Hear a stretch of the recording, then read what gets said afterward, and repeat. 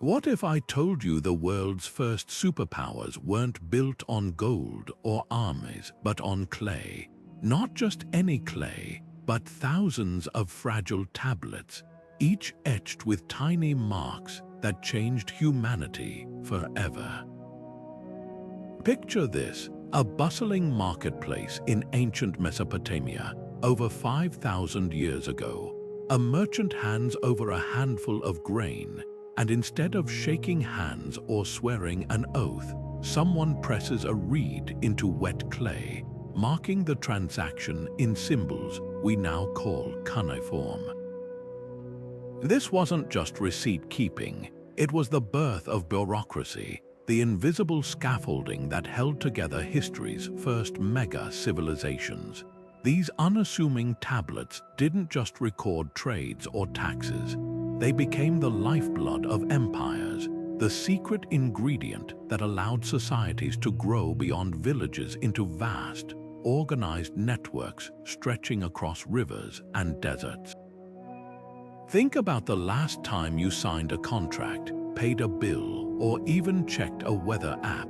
In that moment, you're connected to those ancient scribes through an unbroken chain of record-keeping. Those clay tablets were more than ancient paperwork. They were revolutionary tools that let societies coordinate on a scale never before possible. Kings could now govern millions, temples could manage vast harvests, and merchants could trade across continents, all because a system of marks in clay created trust and order where none existed before. The real shock, many of these tablets survived not in palace vaults, but buried in the ruins of humble offices, waiting for us to piece together their stories.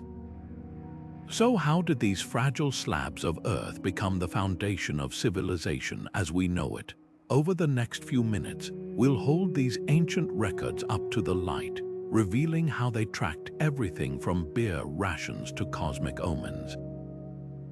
You'll see how a simple accounting trick in Sumer evolved into laws that still shape justice today, and how a scribe's mistake in Babylon might hold clues about their world that even they didn't intend to leave behind. This isn't just a tale of dusty artifacts, it's about the moment humanity learned to turn memory into something tangible, something that could outlast kings and outlive empires.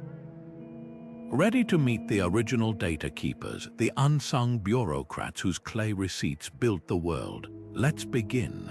The bustling markets of Sumer were more than just places of trade. They were laboratories of human innovation, where the chaos of commerce demanded a system to keep track of who owed what. At first, merchants used simple clay tokens, each representing a quantity of goods like grain or livestock. But as trade grew more complex, so did the need for precision. Someone had a breakthrough idea. Instead of relying on tokens, why not press symbols directly into wet clay to record the details? That moment marked the leap from counting to writing, from memory to permanent record. The earliest cuneiform symbols weren't elaborate literature. They were straightforward pictographs, a sheep drawn as a sheep, a jar of oil as a jar. Yet these humble scratches in clay held revolutionary power. What's astonishing is how quickly this system evolved. Within a few centuries, those basic symbols transformed into abstract cuneiform wedges, capable of capturing not just objects but sounds, ideas, even emotions. A scribe could now write a receipt for barley one day and compose a hymn to the gods the next, and because clay was everywhere, dug from riverbanks shaped by hand, baked hard in the sun, it became the perfect democratic medium. Kings used it for decrees, but so did farmers disputing land boundaries. The durability of these tablets is nothing short of miraculous. While ink on papyrus faded, clay hardened into a time capsule, preserving everything from tax records to teenage scribes' practice exercises, complete with their teachers' corrections in the margins. Consider the Nimrud tablets discovered in modern-day Iraq. One records a loan of silver with a repayment deadline, proof that credit systems existed millennia before modern banks. Another lists wages paid in beer, revealing how workers were compensated in a society where currency hadn't yet been invented. These weren't dry administrative documents. They were the pulse of daily life, capturing moments of trust, conflict, and even humor. A tablet from complains about inferior copper deliveries like a bad Yelp review, while another from Mary features a merchant's desperate plea for more time to pay his debts. The humanity in these records bridges 5,000 years, reminding us that behind every wedge mark was a person with worries, ambitions, and a story to tell. This explosion of record-keeping did more than track commerce. It reshaped how societies functioned. Temples could now manage vast agricultural surpluses, planning ahead for lean years. City-states could administer justice based on written laws rather than oral traditions. And for the first time, knowledge could accumulate beyond individual memory, creating a foundation for everything from astronomy to medicine. The scribes who mastered cuneiform became the ancient world's tech elites, their skills so valuable that Sumerian schools drilled students relentlessly in tablet writing. Some exercises survive, showing rows of clumsy beginner wedges alongside a teacher's elegant model, an ancient classroom scene that feels eerily familiar. Perhaps the most profound impact was invisible. Writing changed how people thought. Once ideas could be externalized onto clay, they could be analyzed, compared, and improved upon. A contract wasn't just an agreement, it was an object that could be consulted, disputed, and enforced. This shift from spoken promises to written records created a new kind of social glue, allowing strangers to cooperate across distances and generations. The Mesopotamians didn't just invent writing, they invented accountability, the idea that words could outlive their speakers and bind the future. Every time we check a receipt or sign a lease, we're standing on the shoulders of those first scribes who turned mud into memory. To understand the power of these clay tablets, picture the ancient city of at its peak, a hive of activity where thousands depended on the smooth flow of food, goods, and labor. At the heart of it all sat administrators hunched over damp clay, carefully noting every basket of barley, every day of work, every ounce of copper traded. These weren't just lists, they were the gears of civilization, turning chaos into order. Take the temple archives of Lagash, where tablets meticulously recorded incoming offerings down to the last handful of grain. One entry might note a widow's modest donation of flour, while another tracked the lavish gifts of a wealthy merchant.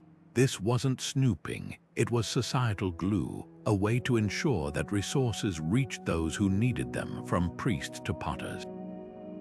The genius of this system lay in its adaptability. A single tablet from Pusrish Dagon, a livestock distribution center, reveals how scribes tracked animals with the precision of a modern spreadsheet. 14 fattened goats received from the shepherd Lama, inspected for quality by the official Kubaba. Another from details workers' absences with notations like, "Adad Ilat is sick, deduct half ration." These weren't dry reports, they were living snapshots of a society balancing collective needs with individual circumstances. Even disputes were preserved in clay, like the case of a farmer who protested his tax assessment, leading to a scribe's note, "Field remeasured, adjustment made." Justice, it seems, could be as simple as a corrected entry. What's truly staggering is the scale. Archaeologists have uncovered warehouses of tablets. Some cities produce tens of thousands per year. The palace at Mari alone yielded over 20,000, each a thread in the fabric of governance. One series documents the entire supply chain for a royal banquet, from 30 jars of honey to 2 singers from Byblos. Another set tracks the repair of irrigation canals, listing workers by name and the stretches they maintained. This wasn't just paperwork, it was the bloodstream of the empire, carrying vital information to every corner. But here's the twist: these scribes were doing more than accounting. By standardizing measurements defining how much grain constituted a selah, or how long a workday lasted, they created universal rules that transcended oral traditions.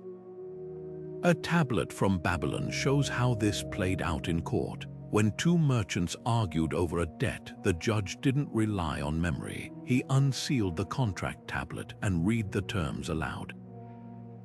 The very act of writing something down had begun to shape reality, turning vague agreements into binding commitments. The legacy of this system echoes in ways we might not expect. Those ancient ration lists, they evolved into the first known labor laws, like the Edicts of Bureaucracy, which capped fees for burials and protected widows from exploitation. Tax records paved the way for census-taking, enabling cities to plan for droughts or floods, and the humble worker's time sheet. It's the ancestor of every punch clock and productivity app today.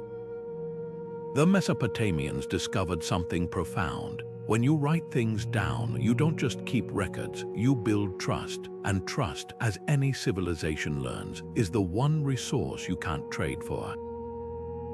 Imagine spending your childhood not playing in the streets, but hunched over a clay tablet, painstakingly pressing reed styluses into wet clay for 10 hours a day. This was life in the Adaba, the rigorous tablet houses where future scribes were forged.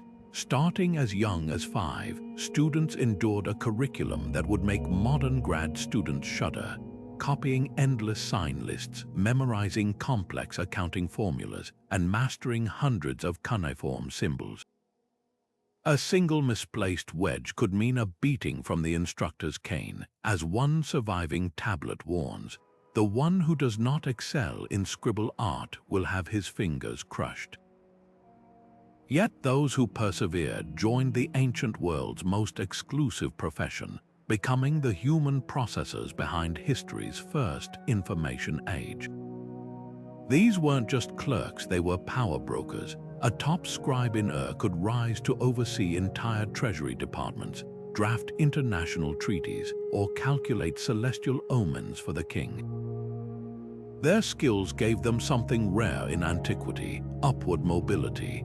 Take the case of a scribe named Arad Nana, who began his career tallying sheep deliveries and ended up managing the entire livestock economy of southern Mesopotamia. His promotion wasn't unusual. Temple records show scribes advancing from recording beer rations to supervising construction projects worth years of labor. What made them indispensable wasn't just literacy, it was their ability to turn raw data into decisions. When a drought hit, scribes analyzed decades of harvest records to allocate grain reserves. When conflicts arose over land, they unsealed boundary surveys inscribed on stone cylinders. The tools of their trade reveal surprising sophistication. Excavations at Nippur uncovered scribble kits containing not just stelae, but circular calculating discs, early slide rules for computing interest rates. Tablets from Sippar show multiplication tables reaching into the millions, used for calculating large-scale construction material needs. Some scribes even developed specialized shorthand.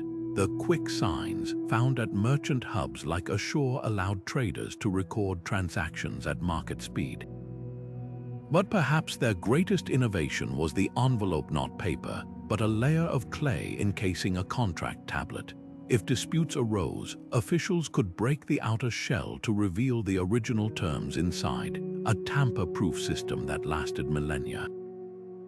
Yet scribes weren't just human calculators. The Epic of Gilgamesh, humanity's first great literary work, flowed from their styluses too. Medical texts from Nineveh show scribes recording symptoms and treatments with clinical precision, while astronomical diaries tracked planetary movements across generations. One particularly poignant tablet from Babylon captures a scribe's lament. "My eyes are dim, my back is bent, yet still the tablets pile high." Even in complaint, they documented their world with wry self-awareness. The paradox of their power, scribes became so vital that they occasionally outmaneuvered kings. When Hittite forces sacked Babylon, it wasn't warriors who restored order. It was scribes consulting land records to resolve property disputes. In Assyria, scribes sometimes amended royal decrees with subtle wording changes, bending policy without overt challenge. Their greatest legacy wasn't in individual acts, but in creating systems that could function beyond any single ruler's lifespan. Today's bureaucrats might recognize a kindred spirit in the scribe who, 4,000 years ago, pressed his personal seal into a tablet with the notation, "Approved pending review of prior records." Some professional habits, it seems, are truly timeless. The ancient world's trade networks didn't just move goods, they moved trust, and clay tablets were the receipts that made it all possible. Picture a caravan of donkeys winding through the Zagros Mountains, their loads heavy with gleaming blue lapis lazuli from Afghanistan. At every stop, from the bazaars of Susa to the docks of Dilmun, scribes pressed their style into clay, creating records that turned handshake deals into binding transactions. One tablet from Kanish in Anatolia details a shipment of 20 textiles traded for 200 pounds of silver, with a penalty clause if the goods arrived late. Another from Ugarit lists cedar wood from Lebanon, ivory from Egypt, and copper from Cyprus, all tracked with the precision of a modern shipping manifest. What made these tablets revolutionary wasn't just their detail, but their universality. A merchant from ashore could travel 600 miles to sell tin in Kanish, knowing his contract would hold up in either city's courts. The key, standardized formats. Scribes used the same symbols for weights, measures, and commodities across empires. A shekel of silver in Babylon meant the same in Elam, just as the symbol for barley was recognized from the Persian Gulf to the Mediterranean. This wasn't just convenience, it was the birth of international trade law.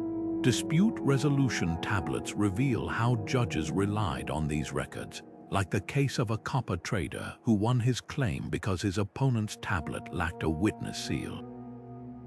The real surprise, how sophisticated these early contracts could be. A tablet from Sippar outlines a loan with compound interest 20% annually, to be repaid in monthly installments of dates and grain. Another from Nuzi includes an insurance clause. If bandits attacked the caravan, the lender absorbed the loss. Some merchants even used silent partnerships, where investors funded ventures anonymously, their identities hidden within nested clay envelopes. These weren't crude barter systems, they were complex financial instruments that would feel familiar to today's Wall Street traders. Perhaps most telling are the tablets that reveal trade's human side. A letter from a desperate Assyrian merchant pleads with his wife to send more capital. "If you love our children, sell the furniture." Another complains about a lazy business partner. "He drinks beer all day while I handle the accounts." Even scams were documented, like the trader who tried passing off low-grade copper as pure ore, until a scribe's assay tablet exposed him. These voices remind us that behind every transaction were people navigating risks, building reputations, and wrestling with the same dilemmas modern entrepreneurs face. The system's resilience was tested during crises. When drought struck, tablets show merchants rerouting grain shipments from distant regions, while silver loans were frozen to prevent panic. During wars, treaties often included clauses protecting foreign merchants' clay contracts, proof that even enemies recognized the value of keeping trade flowing. This web of recorded trust allowed cities to specialize, with exporting wool, Mari shipping timber, and Dilmun trading pearls. The result? a vibrant economic ecosystem where a farmer in Sumer could eat bread made from Anatolian wheat, wear Egyptian linen, and decorate his home with Indus Valley ivory, all because a few marks in clay made the impossible possible. Hammurabi's towering stone stele, etched with 282 laws, might be the most iconic legal artifact of the ancient world, but the real story of Mesopotamian justice was written in humble clay. While kings proclaimed grand edicts, it was the everyday court tablets that reveal how law actually functioned. Picture a sun-baked plaza in Babylon, where two farmers stand before a judge, arguing over a stolen ox. Instead of relying on oaths or ordeals, the scribe unseals a property tablet from the city archives, tracing the animal's ownership back 3 generations. That simple act verifying facts against written records was a seismic shift in human history. Justice was no longer just about who told the most convincing story, it was about what the clay proved. Dozens of these court cases survive, offering a street-level view of ancient jurisprudence. A tablet from Lhasa documents a divorce settlement where the wife receives not only her dowry back, but compensation for years of unpaid labor calculated down to the day. Another from Nippur details a boundary dispute resolved by unrolling a 300-year-old survey map pressed into clay. Even criminal cases hinged on documentation. A theft trial in Sippar was decided when the accused couldn't produce a valid sales tablet for the allegedly stolen silver. The message was clear: in a society built on record-keeping, no claim held weight without proof etched in clay. What's striking is how modern some procedures feel. Witness statements were sealed with the participants' cylinder seals, ancient signatures with unique designs as unforgeable as fingerprints. Temporary injunctions appear on tablets marked to be held until the harvest, showing judges balancing urgency with due process. And just like today, the system wasn't foolproof. One frustrated plaintiff's tablet reads, "The judge accepted my opponent's bribe and ignored my documents." But appeals existed too. Higher courts would review original tablets, sometimes overturning verdicts with notations like, "Re-examine the boundary markers." The genius of this system lay in its flexibility. While Hammurabi's code famously prescribed an eye for an eye, most rulings prioritized restitution over retaliation. A brewer who sold watered-down beer might refund customers double. A negligent builder whose house collapsed paid for repairs plus medical costs. These pragmatic solutions reveal a legal philosophy focused more on repairing harm than exacting punishment, a concept modern law is still rediscovering. Perhaps the most revolutionary aspect was accessibility.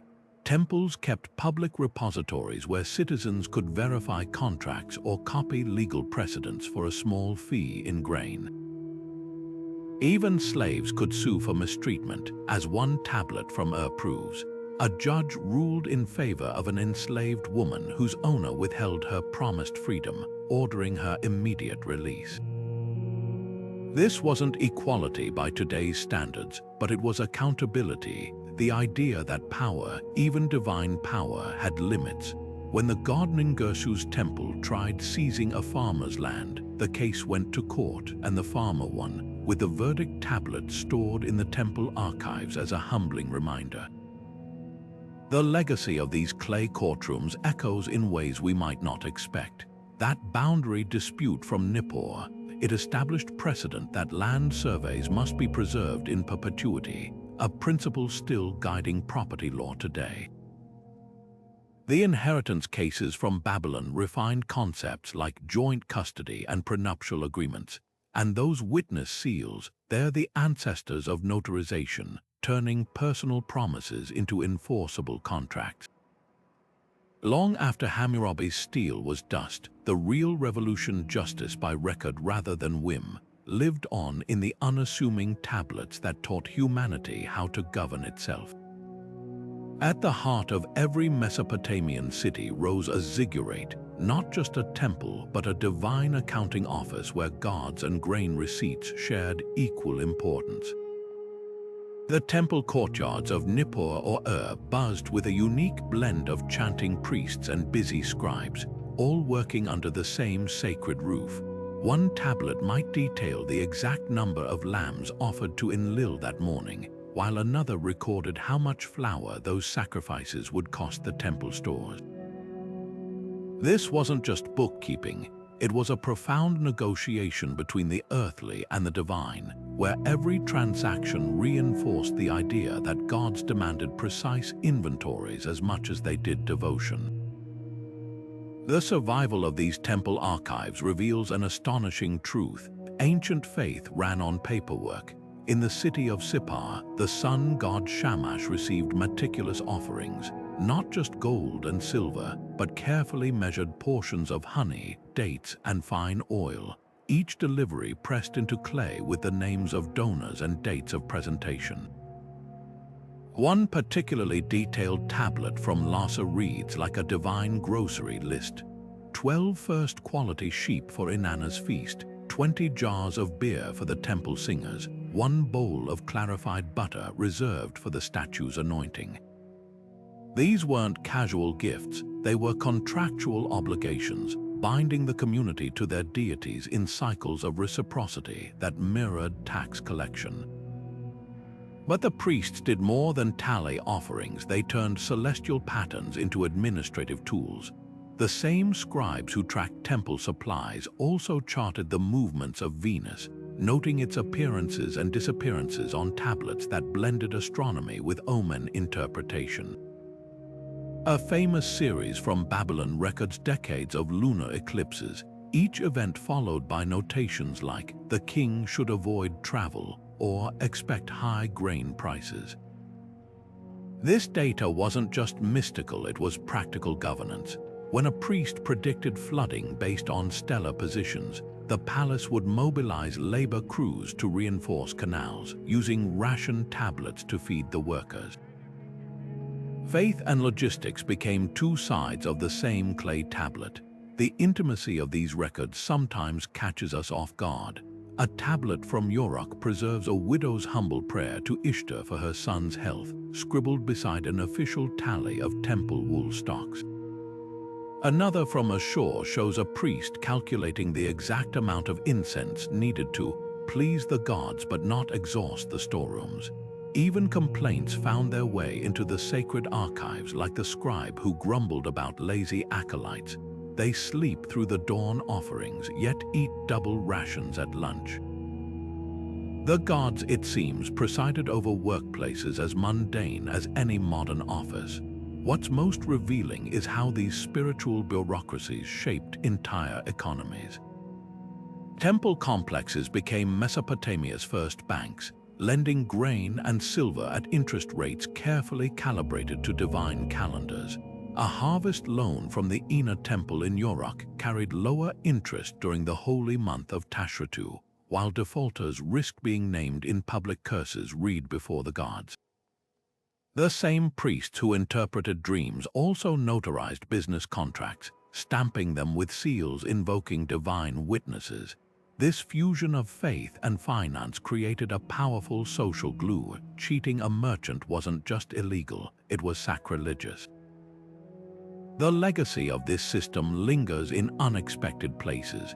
Those temple ration lists evolved into the first welfare systems, with tablets from Lagash showing distributions to widows and orphans as the gods command.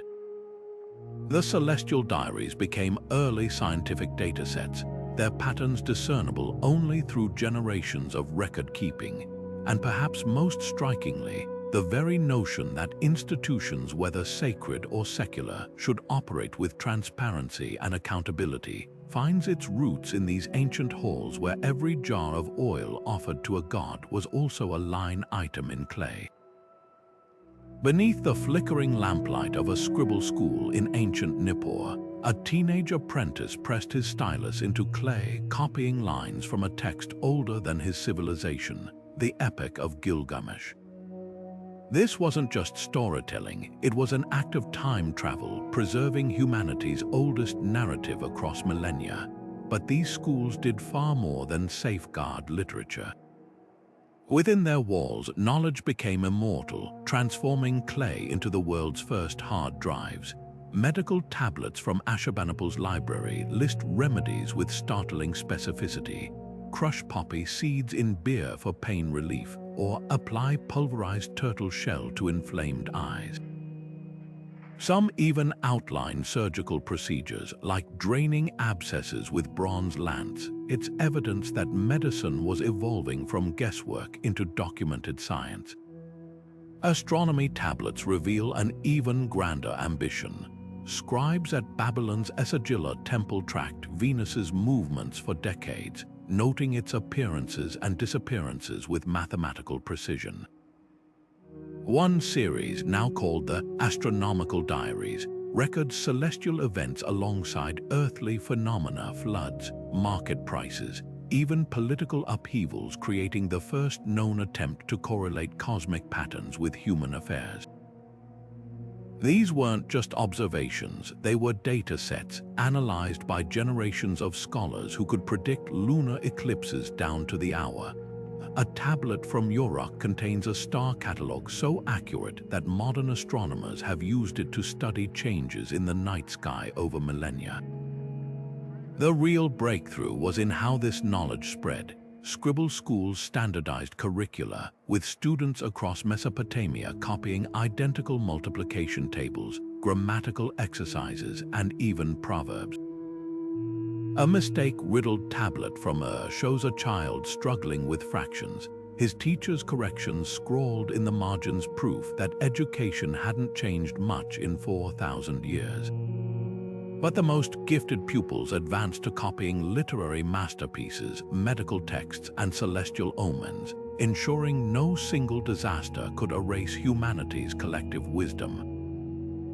When invaders sacked cities, they often ignored the boring administrative tablets, unknowingly leaving libraries intact for archaeologists to rediscover. Perhaps the most poignant survival is a humble school tablet from Sippar, bearing two versions of the same text, one in flawless cuneiform by the teacher, the other a shaky imitation by a novice. Beneath them, the instructor wrote, "Knowledge is light, share it widely."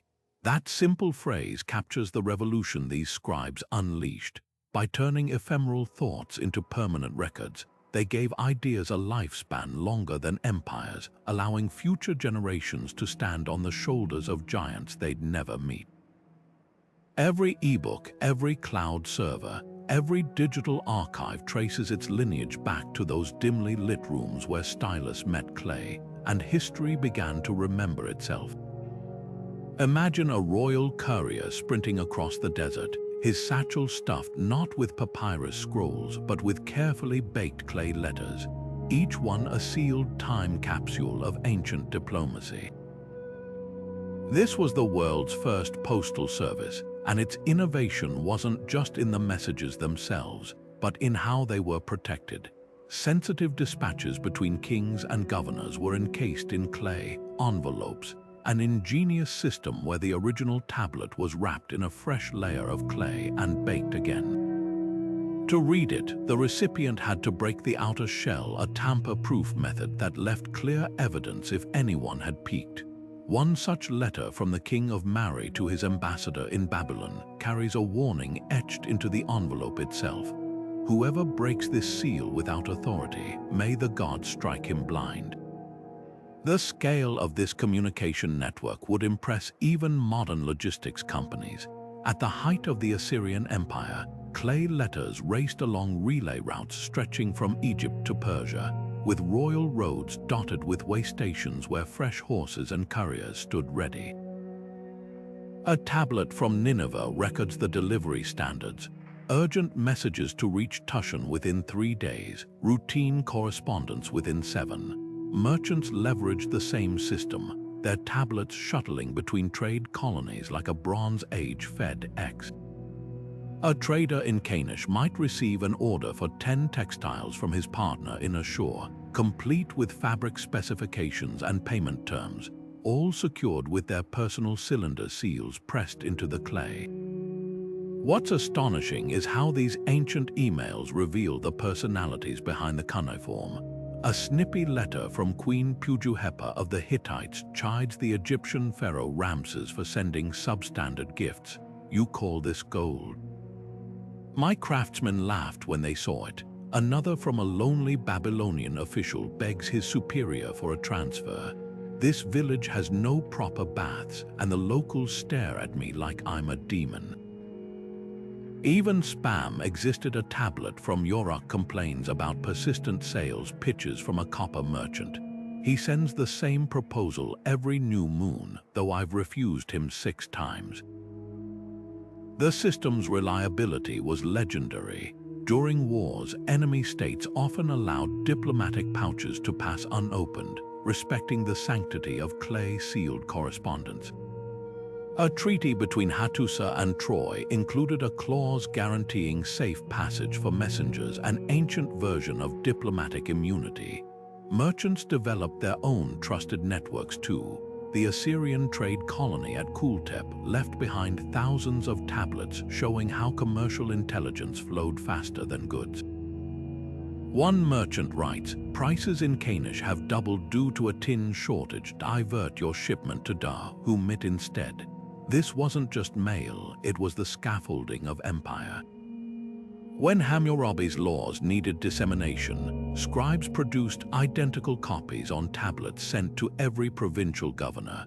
Rebel cities learned the hard way that news traveled fast. A tablet from Mari describes how a king quashed an uprising within days because his spies' warnings arrived in time.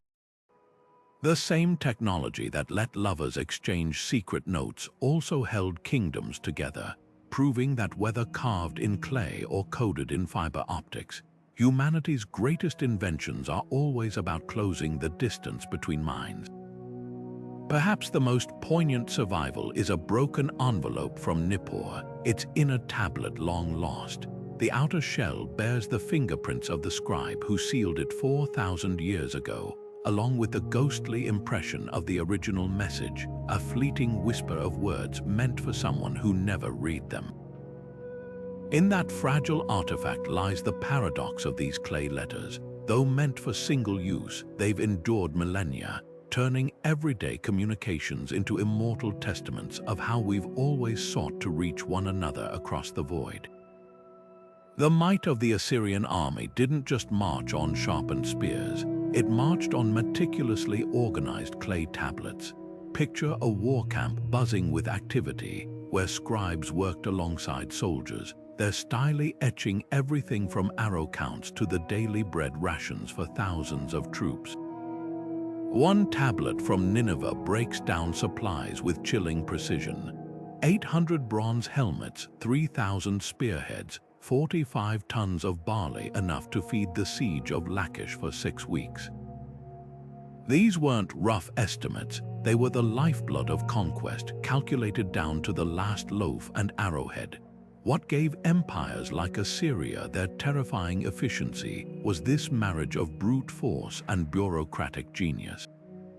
A single campaign might require coordinating grain shipments from 5 provinces, leather armor from specialized workshops, and fresh horses from distant breeding grounds, all tracked on tablets that flowed between field commanders and palace officials. A surviving dispatch from the reign of Sargon Roman II reveals how detailed these records could be. The cavalry from Kal who will arrive on the 15th day with 200 mounts. Ensure the stables at Jor Sharukin have been cleared of vermin as previously ordered. Even the smallest logistical hiccup, like a delayed wagon of whetstones, could mean the difference between a victorious charge and a stalled advance. Espionage thrived in this written shadow war.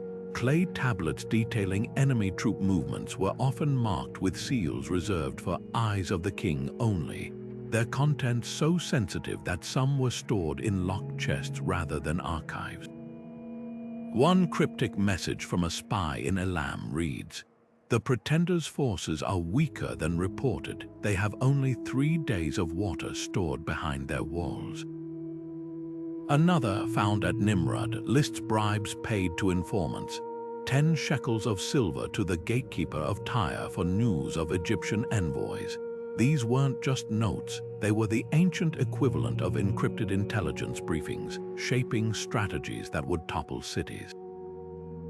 But the real surprise lies in how these military scribes balanced ruthlessness with remarkable fairness.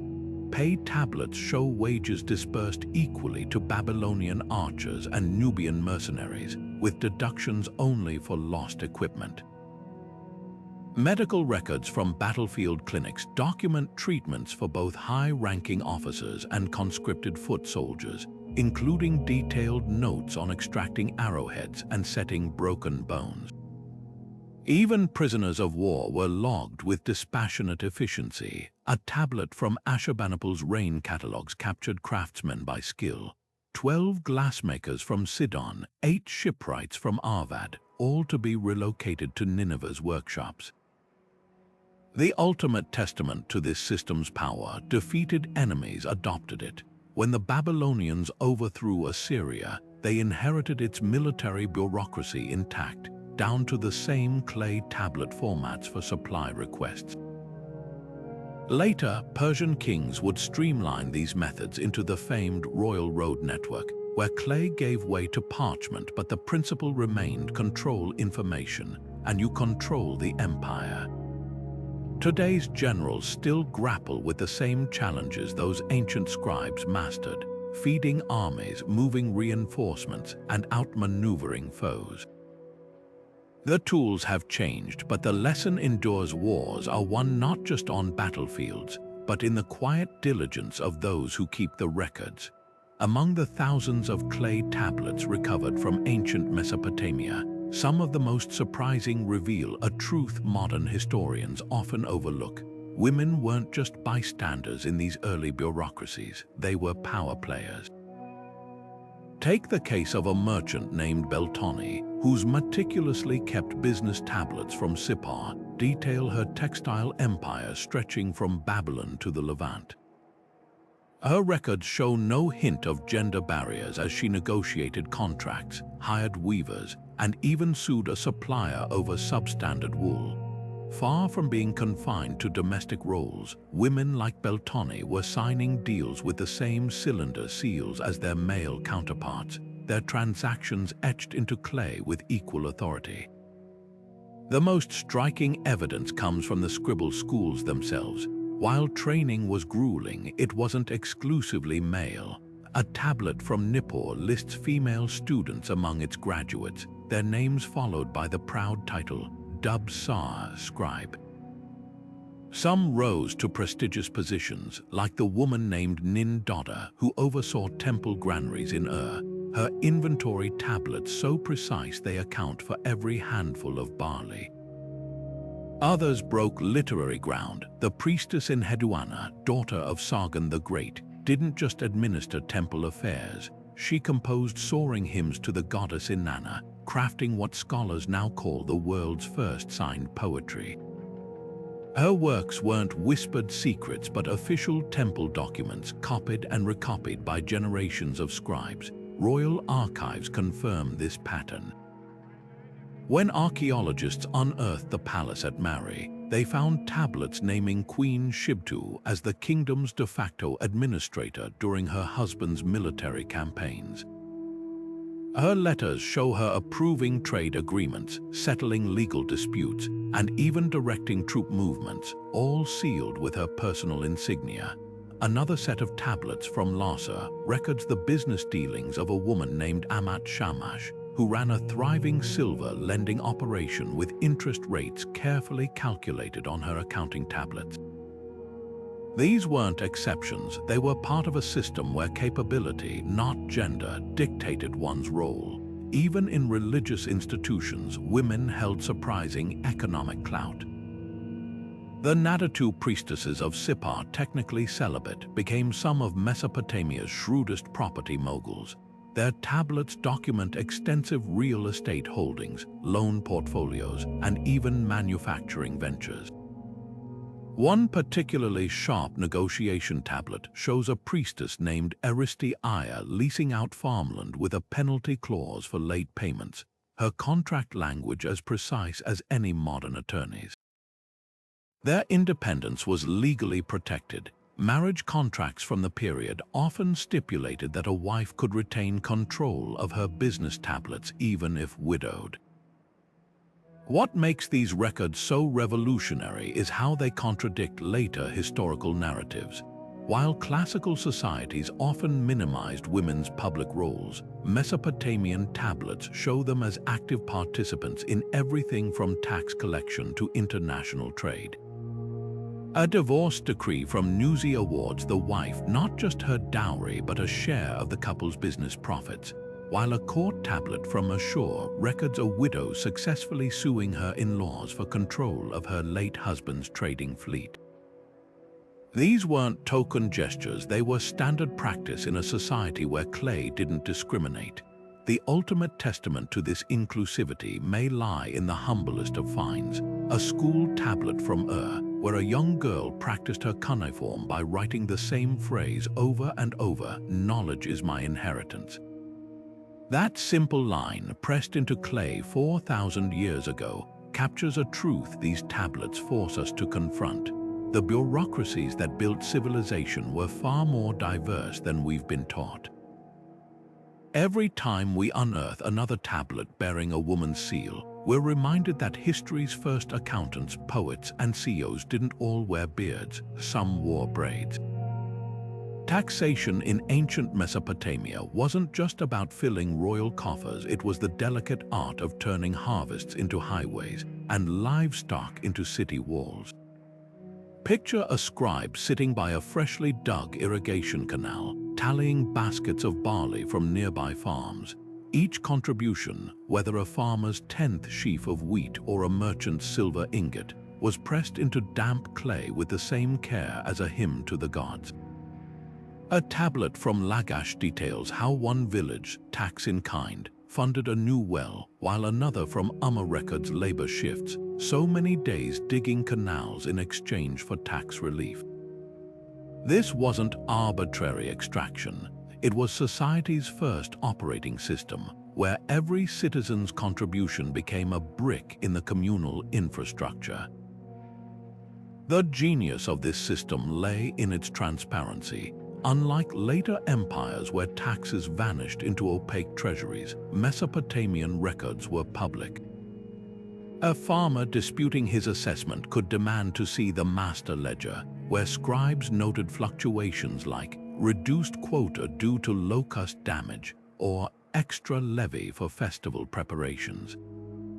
One remarkable tablet from Nippur even documents a taxpayer revolt when officials tried imposing an unauthorized surcharge. The community banded together, citing older tablets that proved the overreach. The resolution, a compromise brokered by temple priests with the corrected rates carved into a stone stele for all to see. Accountability wasn't just ideal, it was baked into the clay. What's striking is how these taxes built more than monuments, they wove social contracts. The ziggurat at didn't rise from slave labor, but from a rotational draft where every citizen served staggered shifts, their names and durations meticulously logged. A worker might spend 1 month hauling bricks and the next tending his fields, all while knowing his neighbor would take up the task when his turn came. Tablets from Gersu reveal how surplus grain from taxes became emergency reserves, distributed during droughts to those without seed, as one notation compassionately states. Even the wealthy participated. A noblewoman's tablet from Sippar boasts of voluntarily funding a bridge for the people's ease, her act immortalized in civic records. The system's sophistication emerges in unexpected details. Scribes calculated taxes based on land quality, with soil surveys classifying fields as first-rate or sandy, adjusting obligations accordingly. In bad years, deferred payments carried reasonable interest, none of the crushing debts that plagued later societies. One particularly forward-thinking tablet from Isin outlines a proto-progressive tax. The date grove of the widow Shalatum shall render half the standard yield. These weren't just numbers, they were expressions of a philosophy that recognized communal survival depended on balancing individual burdens. Modern governments might blush at how these ancient bureaucrats handled audits. When a merchant in Ashur underreported his imports, officials didn't send armed collectors, they dispatched scribes to cross-check his tablets against harbor manifests. Discrepancies triggered fines proportional to the lie, with penalties doubling if the offender held public trust. A hilarious tablet from Canish recounts a trader's failed scheme. He listed donkeys as breeding stock to avoid tariffs, only for scribes to note the animals were all geldings. His punishment, extra taxes plus the humiliation of his ruse being preserved in clay for eternity. The legacy of this system whispers through time. Those grain quotas evolved into the first social safety nets, with temple archives showing distributions to the blind, the displaced, and the storm-stricken. The labor rotations became blueprints for public works projects across civilizations, and perhaps most powerfully, the idea that taxation required consent embedded in those endless accountability tablets laid groundwork for concepts like representation and equitable governance. When a Babylonian farmer pressed his seal into a tax receipt, he wasn't just paying his dues, he was affirming a pact that still shapes how societies function today. Deep in the vaulted chambers of Nineveh's royal palace, scribes moved like shadows among towering shelves of clay tablets, each one a frozen moment of human thought. The library of Ashurbanipal wasn't just a collection, it was a fortress of memory, its 30,000 tablets organized with a precision that would make modern librarians gasp. Medical texts rested beside star charts, treaties neighbored recipes for beer, and epic poetry shared shelves with laundry lists. This wasn't hoarding, it was the birth of the database, a radical idea that knowledge could and should outlive its creators. One surviving catalog tablet reads like an ancient search engine. Divination Omens, Shelf 7, Room of the Celestial Signs, Legal Precedents, Shelf 3, Chamber of the Stone Tablet. The scale of this archival obsession becomes clear when you realize these weren't passive storehouses.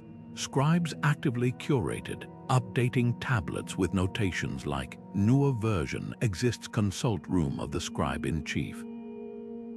Damaged texts were meticulously recopied, sometimes with scribble notes admitting, "The original was broken here, a best reconstruction attempted." At Nippur, archaeologists found a tablet labeled "Inventory of Missing Inventories," proving even ancient archivists struggled with misplaced records. But their commitment to preservation was relentless. When floods or fires struck, priority went to saving tablets over treasure, a telling choice that reveals what these societies truly valued. What's revelatory is how these archives functioned as living systems. A merchant in Ur could petition to review decades-old trade contracts to prove a shipping right. Doctors at Sippar's Temple Hospital cross-referenced centuries of case tablets to diagnose illnesses. Even kings bowed to archival authority. When a boundary dispute arose between two city-states, the solution wasn't war. It was a joint delegation to Nippur's temple vaults to unearth the original land grant tablet. These weren't dusty relics, they were the active memory of civilization, consulted daily to settle arguments, predict eclipses, or replicate a long-dead brewer's perfect fermentation technique. The fragility of this system hits home when you see the cracks. A tablet from Yurok laments, "The great flood destroyed the records of the kings before the deluge, now their deeds are shadows." Another from Babylon describes scribes scrambling to recreate tax rolls after a fire, piecing together fragments. like reassembling a shattered pot. Yet their failures teach us as much as their successes. The very act of trying to preserve everything from royal decrees to a carpenter's complaint about warped wood shows a profound understanding. Civilization isn't just built on grand monuments, but on the accumulation of countless ordinary moments. Perhaps the most haunting evidence lies in the library's own destruction. When Nineveh fell in 612 BCE, invaders torched the palace, but the fire that should have erased history instead baked the tablets harder, preserving them for archaeologists millennia later. In the ashes, we find the ultimate irony. Those who sought to destroy memory became its unwitting guardians. Today, as we back up our digital lives to distant servers, we're chasing the same dream that drove Ashurbanipal's scribes, the hope that when empires crumble, words might still remain. The reign of clay tablets lasted for millennia, but even the most resilient systems must eventually yield to change. The shift began with a simple but revolutionary alternative: papyrus. Lightweight, portable, and far easier to transport, this Egyptian innovation slowly crept into Mesopotamian bureaucracies, especially for correspondence that needed to travel long distances. Imagine a merchant's relief as he swapped armfuls of heavy clay for a single rolled-up sheet of papyrus, its surface smooth and quick to inscribe. Yet for all its convenience, papyrus had a fatal flaw: time. Unlike sun-baked clay, which hardened into near indestructibility, papyrus faded, crumbled, or rotted away in humid climates.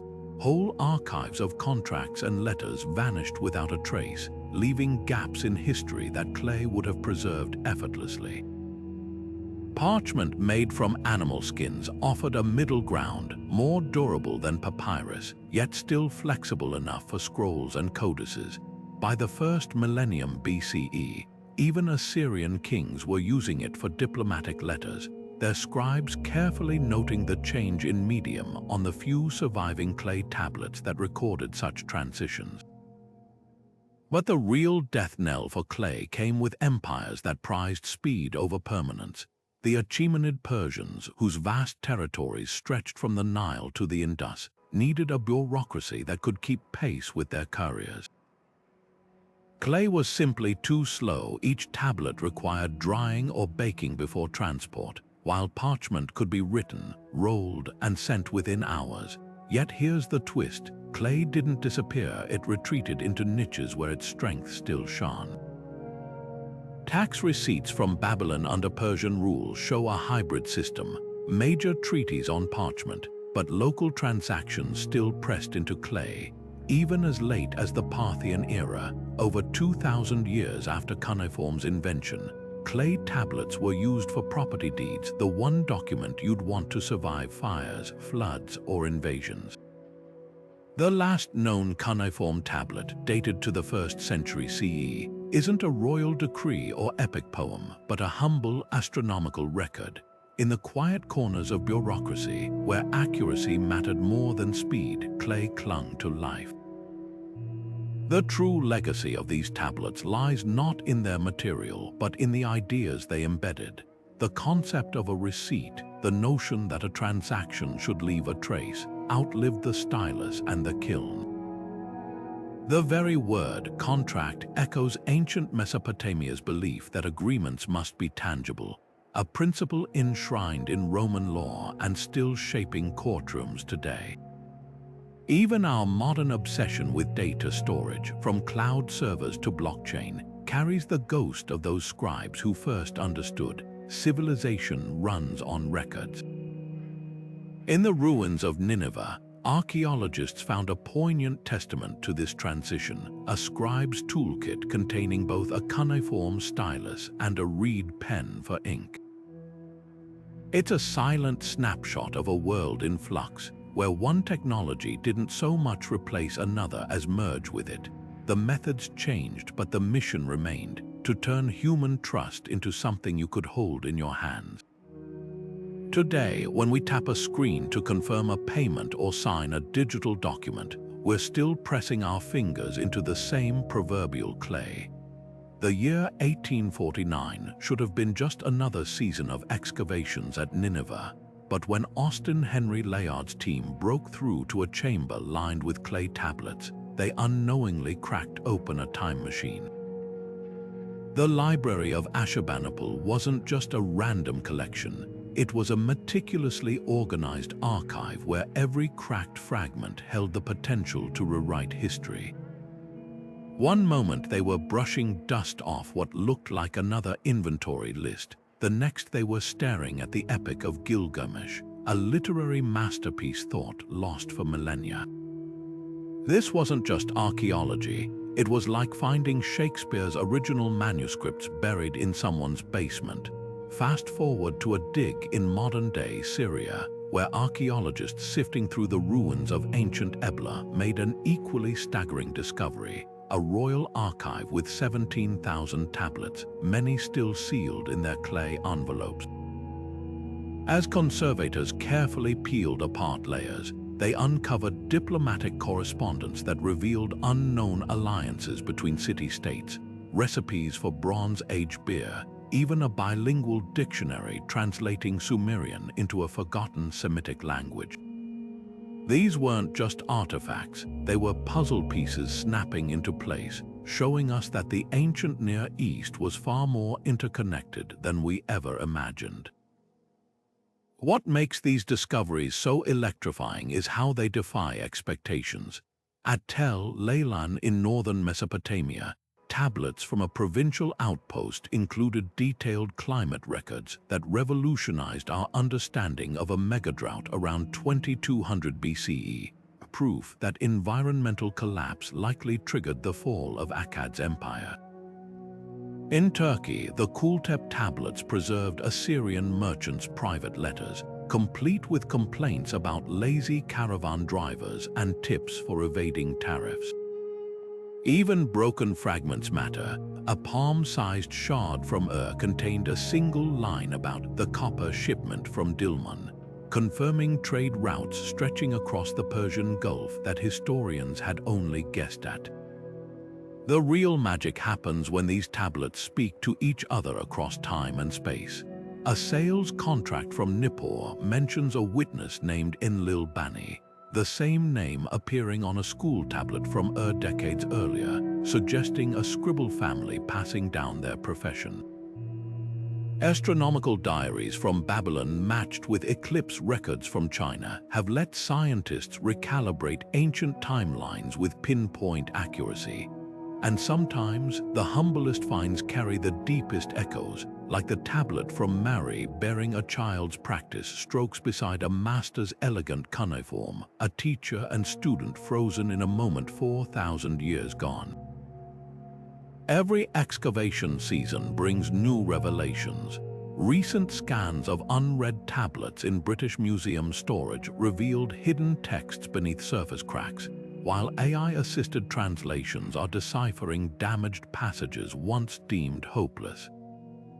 There's a palpable urgency to this work. At sites like Raqqa, archaeologists race against looters and conflict to save these fragile records.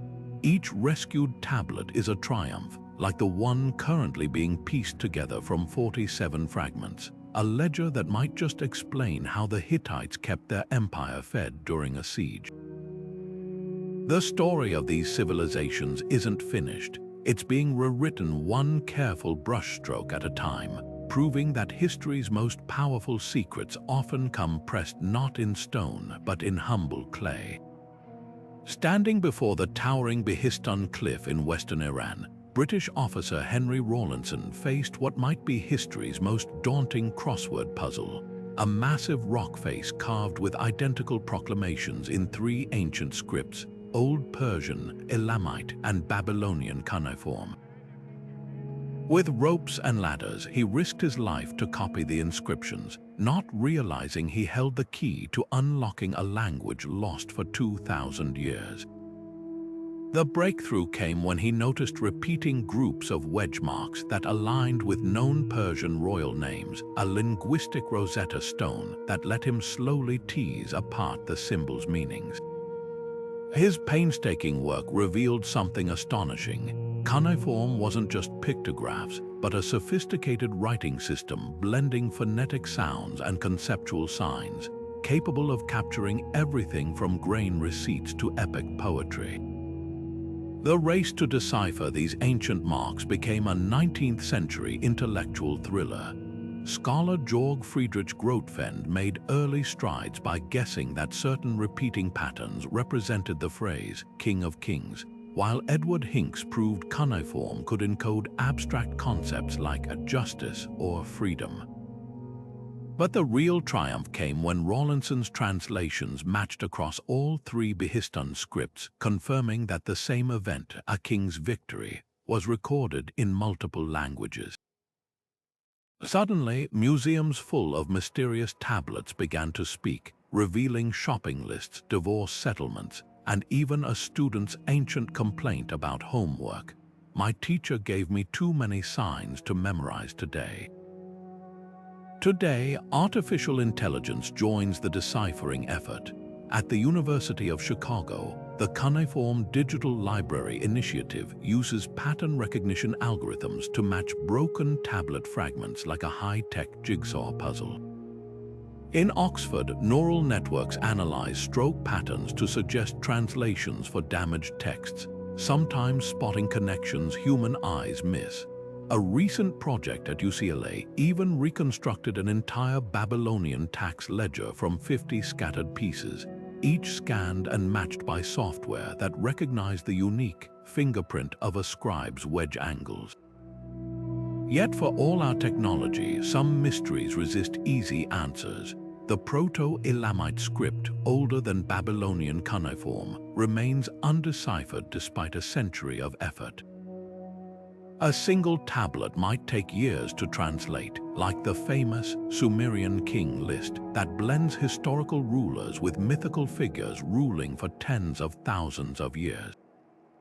And sometimes the clay itself holds surprises, like the tablet from Nineveh, initially catalogued as a routine inventory, until a sharp-eyed scholar noticed it contained precise astronomical observations that helped redate an Assyrian eclipse to exactly 668 BCE.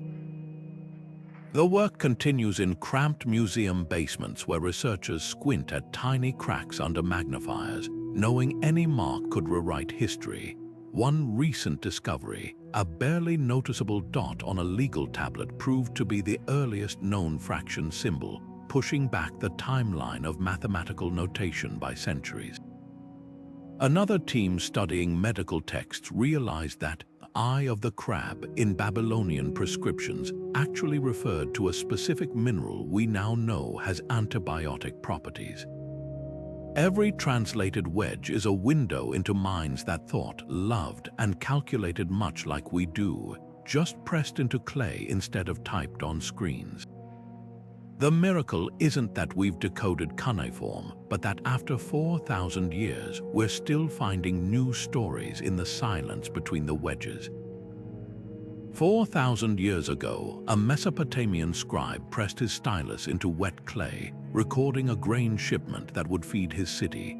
Today, a programmer taps a keyboard, logging inventory in a cloud database.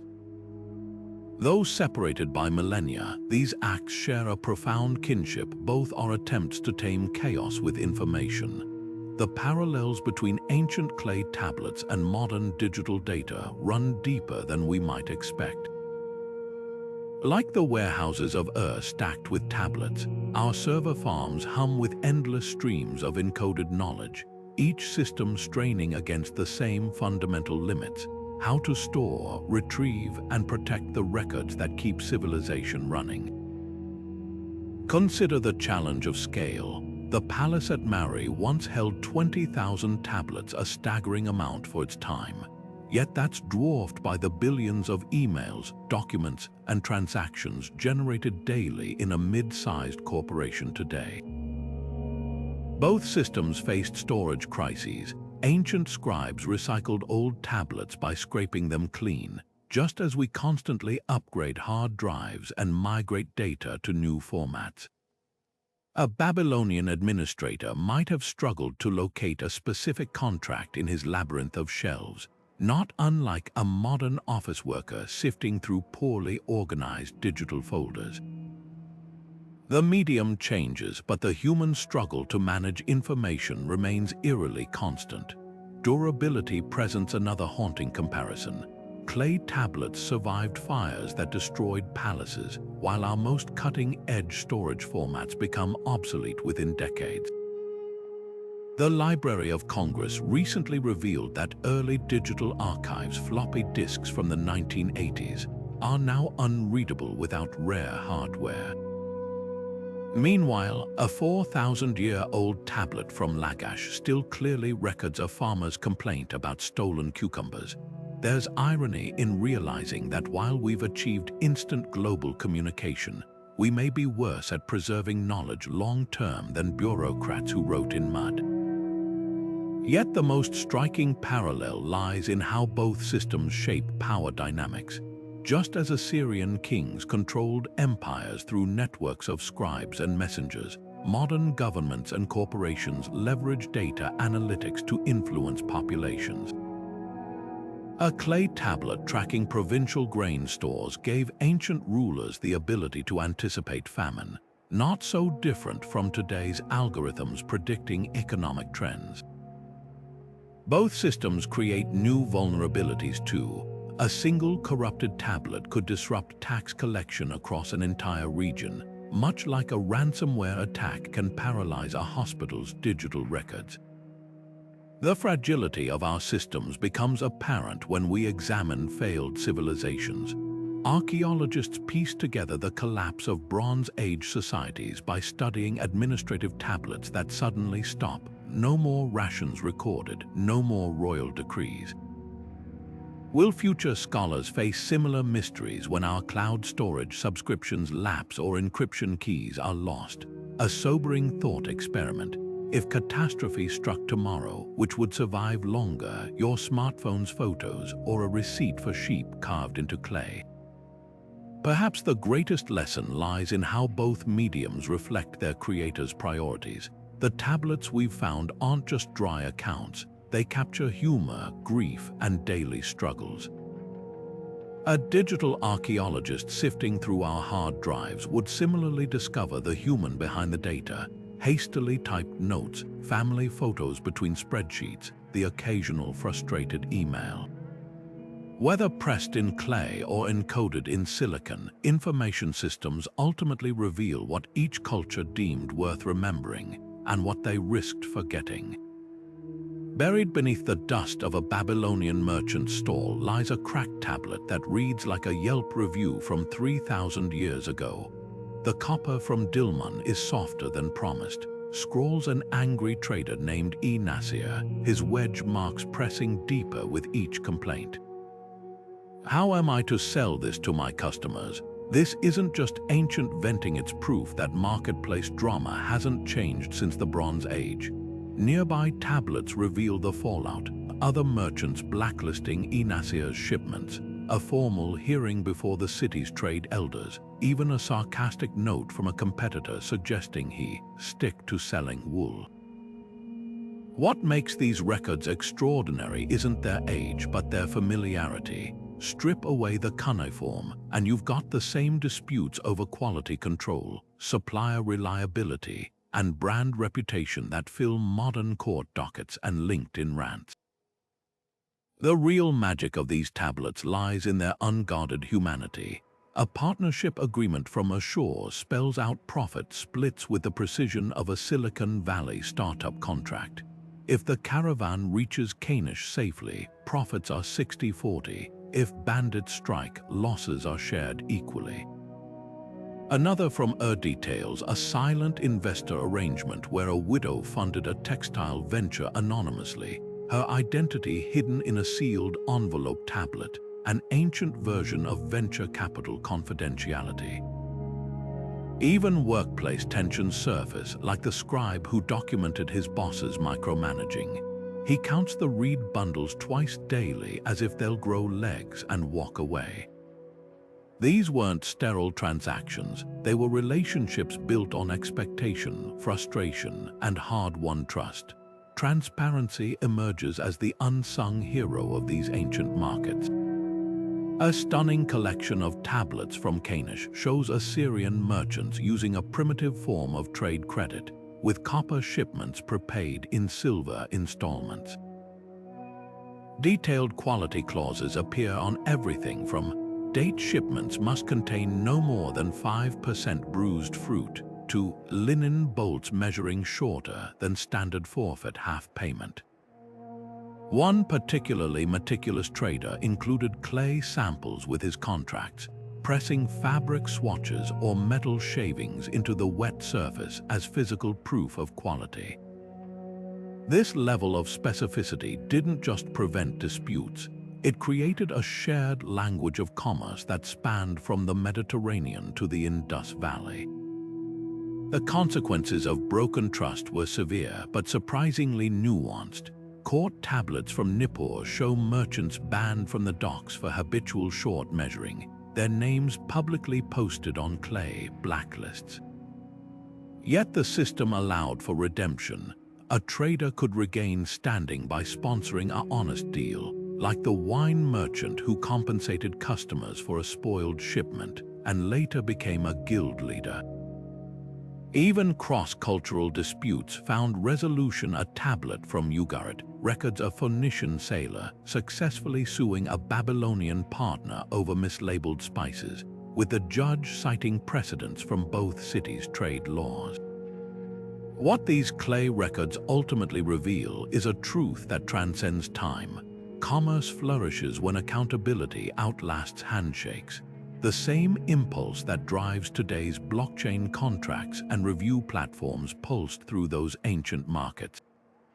When a Mesopotamian merchant sealed a deal by pressing his cylinder seal into clay, he wasn't just signing a document, he was participating in a revolutionary idea that trust could be baked into the very fabric of society. Every time we check a product rating or demand a receipt, we're invoking that 4,000-year-old principle. Good business doesn't rely on memory, but on marks that endure.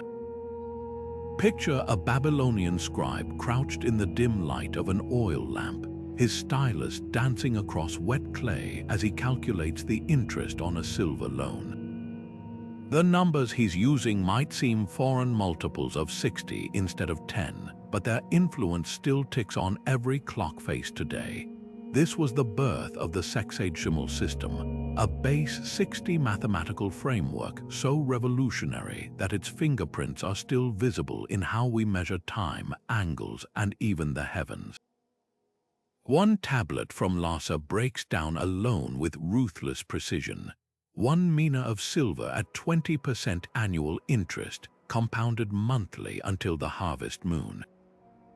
What reads like dry accounting is actually humanity's first spreadsheet, proving that ancient bureaucrats could calculate compound interest centuries before Pythagoras drew his famous theorem. The genius of this system lay in its flexibility. Unlike our rigid base 10 numbers, 60 can be neatly divided by 12 factors, making it ideal for everything from splitting grain harvests to calculating brick counts for ziggurat construction. A tablet from Nippur reveals how architects used these calculations to determine the exact slope of temple ramps, ensuring stability without overusing precious materials. Another from Sippar contains what scholars now recognize as an early Pythagorean triple, 3 whole numbers that perfectly describe a right triangle sides predating Greek mathematicians by over 1,000 years. These weren't abstract exercises, they were survival tools in a world where a miscalculated granary could mean starvation and a misaligned canal spelled drought. Astronomy pushed these calculations to dazzling heights. Babylonian stargazers tracked planetary movements with such accuracy that their eclipse predictions still hold up against modern simulations. One tablet from Uruk contains a star catalogue so precise it allowed modern astronomers to date an ancient supernova. Their secret: a sexagesimal-powered lunar calendar that corrected itself with leap months, a system so reliable it became the backbone of Jewish and Islamic calendars. Even their mistakes were revealing. A tablet from Babylon attempts to calculate Jupiter's orbit, getting the math slightly wrong but preserving the scribe's thought process like a 4,000-year-old show-your-work assignment. What's most surprising is how democratic this numerical literacy became. School tablets show children memorizing multiplication tables up to 60 times 60, while merchant archives prove traders routinely calculated percentages in their heads. A humorous exercise tablet from features a word problem about dividing beer rations among workers, proof that math anxiety isn't a modern invention. The system was so intuitive that it survived even as cuneiform faded.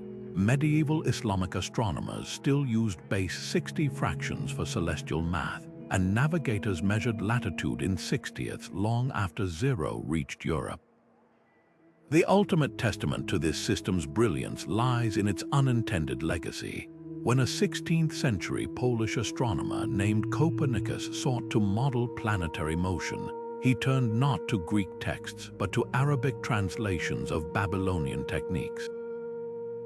Those wedge-marked tablets had quietly preserved observational methods so powerful they helped ignite the scientific revolution.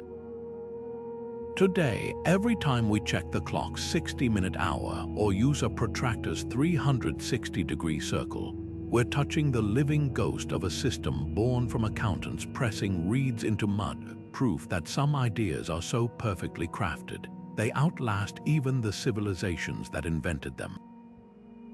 A royal courier races across the desert, his saddlebags heavy with clay tablets that could reshape kingdoms. Among them lies a letter from the Babylonian king Bernabariash to Pharaoh Amenhotep, complaining that the latest shipment of Egyptian gold was barely fit for a merchant's daughter's dowry, diplomatic shade etched in cuneiform. These weren't just messages between rulers, they were lifelines connecting vastly different worlds. The same archives that tracked tax quotas also preserved recipes for Hittite honey cakes and instructions for blending Hurrian perfumes, proving that bureaucracy moved more than goods. It carried tastes, smells, and ideas across continents. Take the case of the Marriage of the Sea tablets from Ugarit, documenting a lavish feast where Mesopotamian date wine mixed with Aegean olive oil and Anatolian spices. The guest list read like a Bronze Age United Nations. Mycenaean envoys traded war stories with Kassite merchants, while Hittite musicians played lyres modeled after Egyptian designs. Such cultural collisions weren't accidental, they were meticulously planned by scribes who arranged interpreters, calculated gift exchanges, and even recorded dietary restrictions for foreign dignitaries. One hilarious tablet from Amarna reveals the pharaoh's kitchen staff in panic because the Mitanni delegation refused to eat garlic, considered vulgar in their culture. The real surprise comes from tablets that served as ancient Rosetta Stones. At Imar in Syria, archaeologists found bilingual vocabulary lists Akkadian on one side, Hurrian on the other, used to train diplomats and traders. Similar phrasebooks from Hattusa include colloquial expressions like, "Your copper is overpriced," in 6 languages, suggesting a vibrant multilingual marketplace where communication barriers were actively dismantled. Even medical knowledge circulated freely. A Babylonian physician's tablet recommends an Egyptian remedy for eye infections, while a Theban papyrus cites Mesopotamian techniques for setting broken bones. This cultural alchemy reached its peak in cosmopolitan hubs like Ugarit, where a single archive might contain hymns to Sumerian gods, invoices for Cypriot copper, and love poems mimicking Canaanite literary styles. The famous Alashia correspondence tablets show Cypriot merchants adopting Babylonian accounting methods while insisting contracts be sealed with their local cylinder seals, a perfect metaphor for cultural adaptation. Perhaps the most poignant evidence lies in the personal tablets of scribes themselves. A school exercise from Nippur contains a Sumerian proverb translated into Akkadian, with a third column adding the scribe's native Amorite interpretation.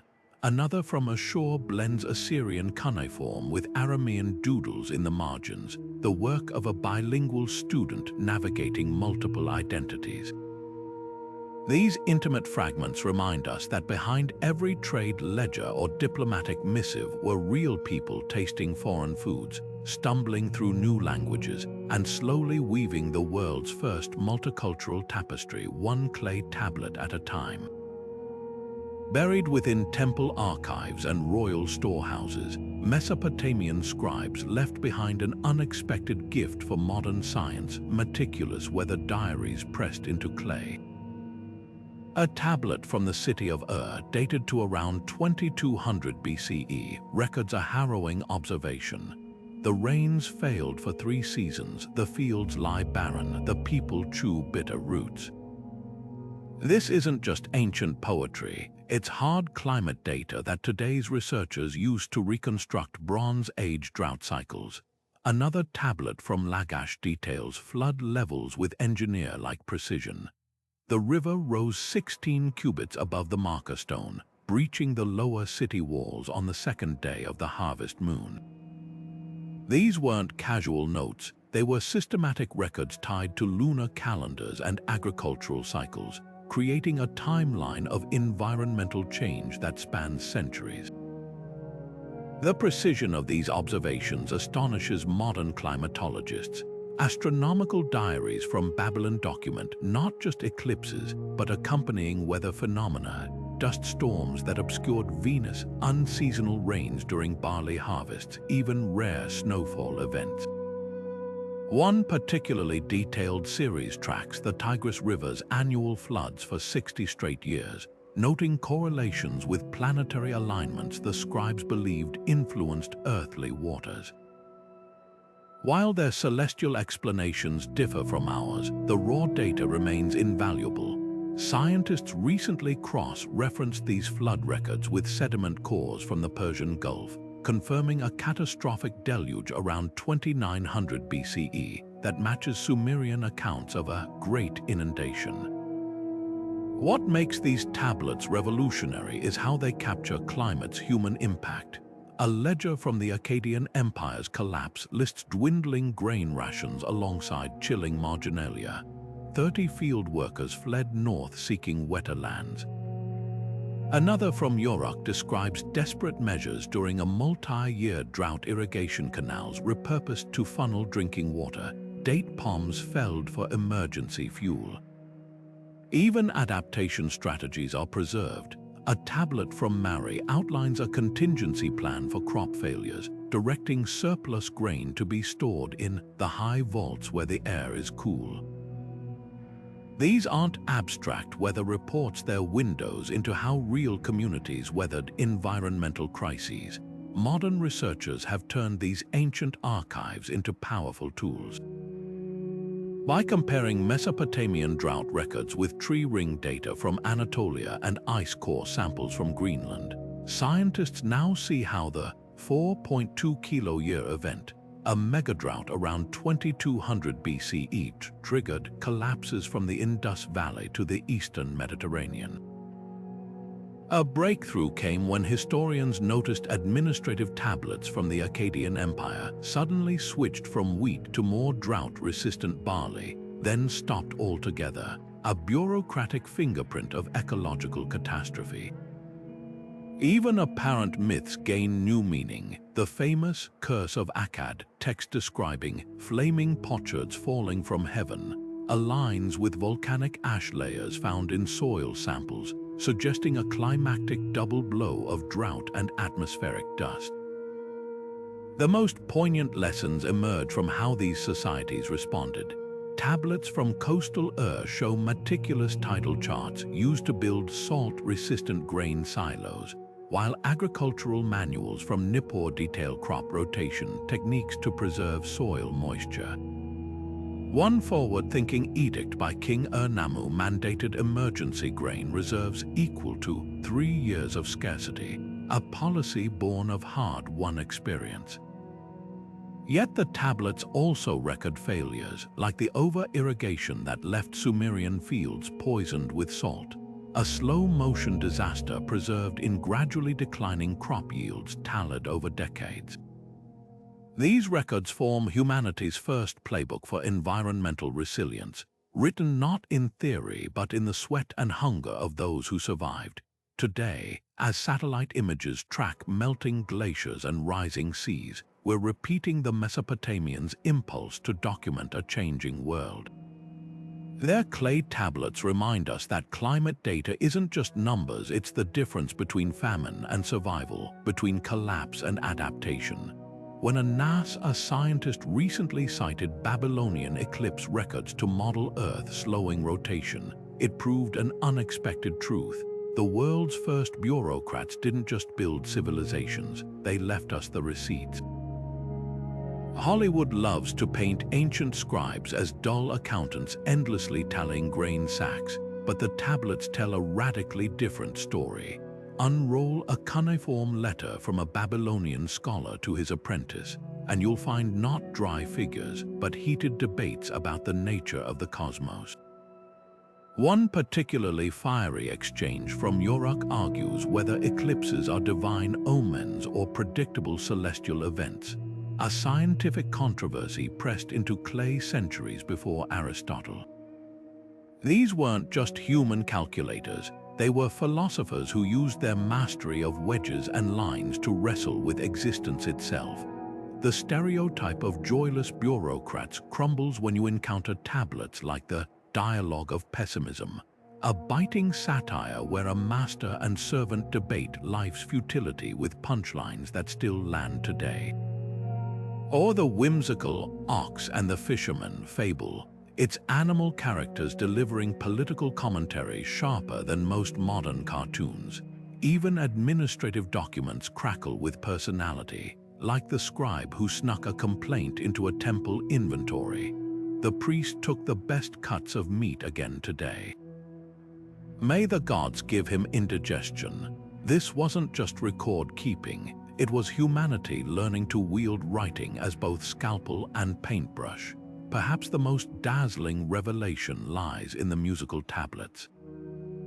At Nippur, archaeologists unearthed clay sheets with not lyrics, but precise mathematical instructions for tuning lyres, the world's oldest surviving musical notation.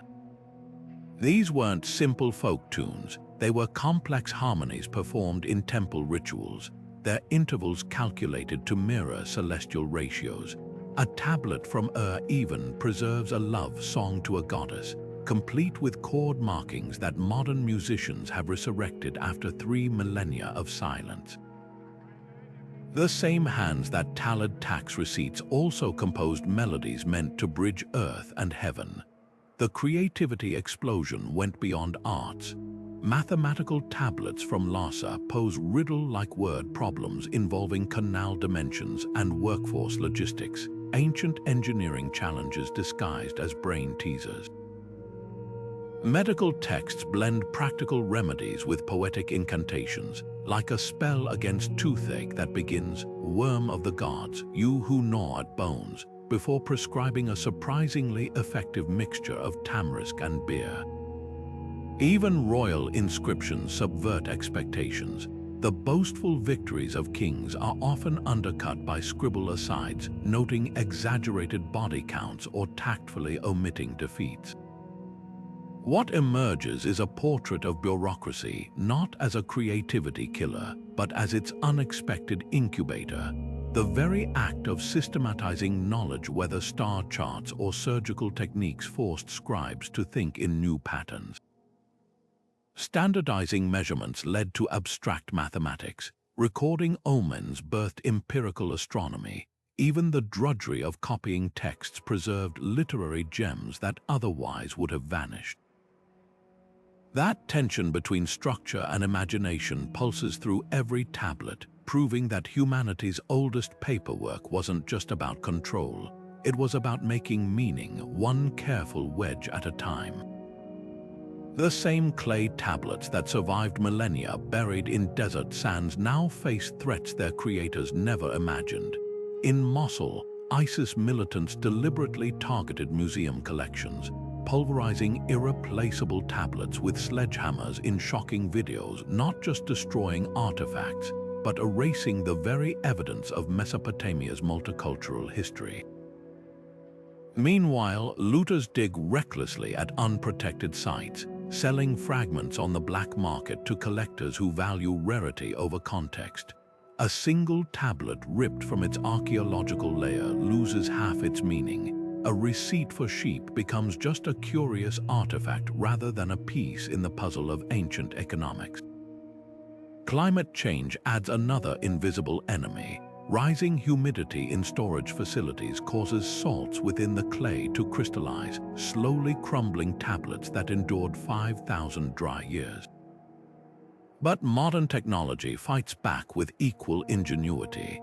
Teams from the British Museum to the University of Chicago employ high-resolution 3D scanning, creating digital twins of each artifact that preserve every scratch and wedge. One breakthrough technique involves multispectral imaging, where different light wavelengths reveal faded inscriptions invisible to the naked eye, like a broken tablet from Babylon that unexpectedly proved to contain a missing section of the Epic of Gilgamesh when viewed under infrared. The Cuneiform Digital Library Initiative has already uploaded over 500,000 tablet images online, democratizing access to what was once locked in museum vaults. The most heartbreaking losses often come from simple neglect. In basement storage rooms worldwide, priceless tablets deteriorate in outdated cardboard boxes, their labels fading faster than the clay. A sobering assessment at the Iraq Museum found hundreds of tablets from Ur crumbling into dust because mid-century ink used for catalog numbers contained acids that ate into the clay. Conservation teams now race to stabilize these artifacts with microscopic injections of soluble salts to reinforce weakened structures, a painstaking process where a single tablet can require months of treatment. What makes this rescue mission urgent isn't just preserving the past, but protecting humanity's collective memory. When a tablet perishes, we don't just lose a historical receipt. We lose proof that a Hittite queen corresponded with Egyptian pharaohs as equals, or that Bronze Age merchants navigated complex tariff laws. Recent scans of a cracked tablet from Mari revealed it contained the oldest known recipe for beer, complete with fermentation timings that modern brewers successfully recreated. Another nearly discarded fragment from Nineveh turned out to document an Assyrian king's astronomical observations that helped recalibrate our understanding of ancient eclipses. The battle extends beyond physical preservation. Of the estimated 500,000 cuneiform tablets in collections worldwide, only about a third have been translated and fewer than 10% published. Decipherment relies on a shrinking pool of experts. When a renowned Assyriologist passes away, decades of unpublished research sometimes vanish with them. Grassroots efforts now train AI to recognize signs and predict likely translations, but the technology still struggles with the nuance of a scribe's personal shorthand or regional dialects. A single misread wedge can turn "the king is just" into "the king is dead," errors that ripple through historical interpretations, yet hope persists in unexpected places. When the Mosul Museum reopened after ISIS defeat, staff displayed 3D printed replicas of destroyed artifacts alongside surviving originals, an act of defiance blending ancient resilience with modern tech. School children in Basra now handle exact resin copies of their ancestors' tablets in workshops, pressing styluses into clay just as scribes did millennia ago. The most poetic preservation might be a recent project embedding cuneiform translations into blockchain, ensuring these records will outlast even the servers hosting them. After all, the original lesson of those clay tablets endures. Civilization survives when we turn memory into something tangible, something that can't be easily erased. Centuries before terms like open data or fiscal transparency entered our lexicon, Mesopotamian rulers were engraving tax codes onto clay steels for public display. The lesson: enduring institutions aren't built on power alone, but on systems that make governance legible to the governed. Take the ruins of Sippar, where archaeologists found duplicate copies of land sale tablets, one stored in royal archives, another given to the buyer. This wasn't just bureaucracy, it was an early checks and balances system ensuring no single authority could rewrite history to seize property. Fast forward to modern blockchain initiatives in Estonia or Georgia, where land registries use decentralized ledgers to prevent tampering, and the parallels become startling. Both systems recognize the same fundamental truth: trust in institutions depends on records that outlive individual administrators. The adaptability of these ancient systems offers another masterclass. When drought struck Sumerian cities, scribes didn't rigidly enforce tax quotas. They adjusted them based on crop yield tablets from previous seasons, creating what we'd now call evidence-based policy. A tablet from Lhasa documents this flexibility in action, showing flood-damaged fields reassessed by surveyors with notations like "reduce harvest expectation by 40%. Contrast this with modern governments that often cling to outdated frameworks like property taxes based on decades-old valuations, and the advantage of building responsive systems becomes clear. The Mesopotamians understood that effective governance requires both meticulous records and the wisdom to reinterpret them when circumstances demand. Accountability mechanisms from 4,000 years ago still put some modern democracies to shame. Temple complexes like Ina in Uruk functioned as ancient audit offices, where priest scribes cross-checked donation records against inventory tablets. Discrepancies triggered public inquiries preserved on accountability tablets, some bearing the ominous header, "List of those who withheld." Even kings weren't exempt. A tablet from Babylon records Hammurabi's own granary officials being fined for shortchanging ration distributions. This culture of scrutiny extended beyond finances. When the city wall of Ur developed cracks, the repair tablets named not just the builders, but the inspectors who approved substandard materials. In an era where major corporations still conceal internal audits, these transparent practices feel almost radical. Perhaps the most surprising revelation lies in how these bureaucracies balanced centralization with local autonomy. Provincial governors received detailed directives from capital cities. Send 600 laborers to reinforce the ziggurat foundations by the next moon. But implementation was left to regional scribes who adapted orders to local conditions. A tablet from Mari shows this dynamic perfectly. The king demands troop levies, but the local commander negotiates adjustments based on harvest schedules. Modern governments oscillate between stifling micromanagement and chaotic decentralization, while the ancients threaded the needle with clear hierarchies that still allowed frontline problem solving. The ultimate takeaway isn't about copying clay tablets into cloud servers. It's about recognizing that the same principles enabling Ur to thrive 3,000 years ago underpin successful states today. When Singapore digitizes its entire legal code for public access, it echoes Babylon's display of laws in the city square. When Nordic countries publish every government expense online down to the coffee cup, they're following the trail blazed by temple scribes who recorded every shekel of sacred offerings.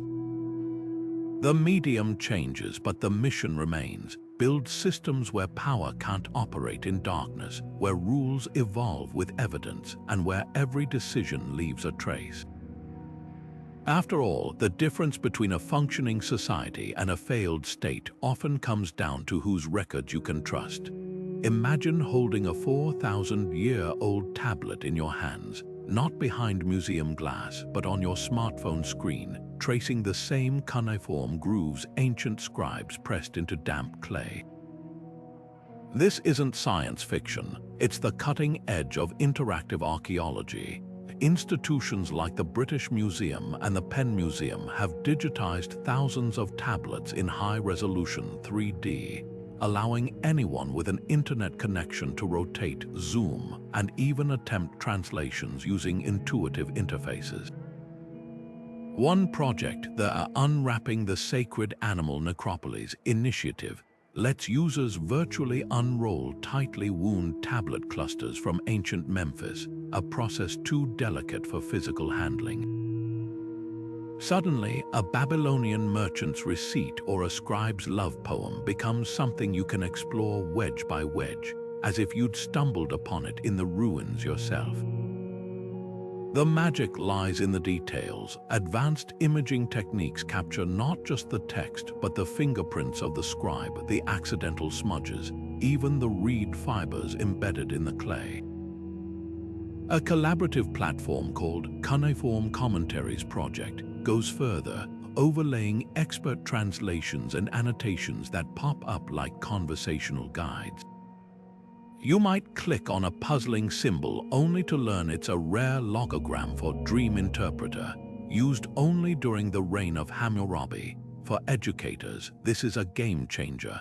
Classrooms from Tokyo to Texas now run mock archaeological digs where students piece together broken tablet fragments digitally, debating interpretations like junior Assyriologists. But the real revolution is how these tools shatter the ivory tower. Citizen science projects like Zooniverse's micro-pasts recruit volunteers to transcribe digitized tablets, with amateur contributions leading to genuine discoveries. In 2021, a retired nurse in Wisconsin noticed repeating symbols on a seemingly mundane inventory tablet. Turns out, it was a previously unknown hymn to the goddess Ishtar, hidden in plain sight. Meanwhile, video platforms like TikTok have become unlikely hubs for cuneiform challenges, where users compete to read snippets of ancient receipts or decode ration lists. The comment sections buzz with excitement. This accountant from was bad at math too, or that's not barley, that's Bronze Age emoji. Archaeologists are reaping unexpected benefits. Machine learning algorithms trained on public transcriptions can now predict damaged text with eerie accuracy, like the AI that reconstructed a broken astronomical tablet's missing eclipse records. And there's poetic justice in using modern data crunching to decode humanity's earliest databases. A recent Yale project even crowdsourced translations of medical tablets, uncovering forgotten remedies that researchers are now testing in labs, proving that these interactive archives aren't just about the past, but about sparking new discoveries. The most profound impact, though, might be emotional. Holding a virtual stylus to sign a replica tablet at the Louvre's interactive exhibit, you're not just learning history, you're momentarily stepping into the calloused hands of a scribe who never imagined his grocery list would outlive empires. Digital guestbooks at these exhibits overflow with visceral reactions. I teared up reading a worker's complaint from 3,000 years ago, same struggles, different millennium. In a world where ancient artifacts often feel distant and untouchable, these virtual bridges remind us that the people of Mesopotamia weren't so different from us. They just documented their lives in clay instead of cloud storage. From tracking grain to shaping laws, clay tablets were the silent architects of civilization, not with the drama of conquests or the glamour of gold, but through the quiet power of recorded promises. Consider this: while the pyramids and ziggurats awe us, it was the humble receipts for brick shipments and worker rations that actually built them. A single tablet from Gudier's reign details the exact number of baskets of dates paid to laborers constructing the Eninu temple, proving that megaprojects succeeded not through brute force but through meticulous accountability. These unassuming slabs of clay did more than track resources. They encoded humanity's first social contracts, transforming "I'll pay you later" into measurable trust. The true legacy of these tablets isn't just in what they recorded, but in how they shaped thought itself. When Hammurabi's laws were carved in stone, it was centuries of legal precedents pressed into clay that gave them weight. A courtroom tablet from Lhasa shows how judges referenced past cases like a modern lawyer citing precedent, building justice layer by layer. Even our concept of time bears their imprint. Babylonian astronomers' eclipse records, preserved on tablets, became the foundation for later Greek and Indian mathematics. The scribes who tallied harvests likely never imagined their administrative tools would one day help Einstein calculate relativity. As we swipe through digital contracts and cloud-stored spreadsheets, we're repeating an ancient pattern with modern tools. The blockchain revolution, it's just the latest version of sealing a tablet to prevent tampering. Social media algorithms, descendants of those Assyrian merchant networks tracking reputations across trade routes. The lesson isn't that we've advanced beyond clay, but that we're still chasing the same ideal, turning fleeting words into lasting accountability. So what will future archaeologists uncover about our era? Will our emails and PDFs survive like those sun-baked tablets? Or will we be the first civilization to leave no receipts? The Mesopotamians teach us that durability isn't about the medium, it's about intentionality. They chose clay not because it was high-tech, but because it outlived kings. As you hit post on your next tweet or sign a digital lease, remember, you're not just sending data, you're continuing the oldest human tradition, pressing your mark into the proverbial clay of history.